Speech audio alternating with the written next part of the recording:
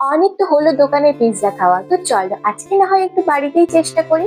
প্রথমে কড়াতে একটু তেল গরম করতে দিয়ে এরপর আদা রসুন পেঁয়াজ বাটা টমেটো পেস্ট দিয়ে পরিমাণ মতো নুন ও লবণ দিয়ে আমাদের তৈরি পিৎজা সস।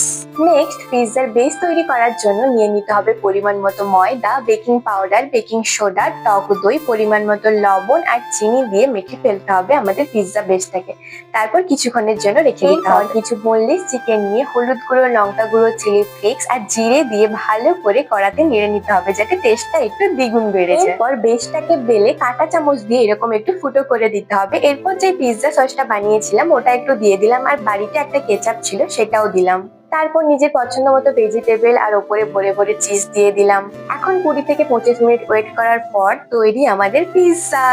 এতক্ষণ ধরে পিৎজা বানালাম, সেটাকে তো একটু মস্তি করে খেতে হবে, তাই আমি আর আমার বোনু ডোরেমন দেখতে দেখতে খেলাম পিৎজা। তোমরাও কিন্তু বাড়িতে একবার হলেও ট্রাই করো, ঠিক আছে? দেখা হচ্ছে আবার নেক্সট ভিডিওতে আমার পিৎজা কেমন লাগলো।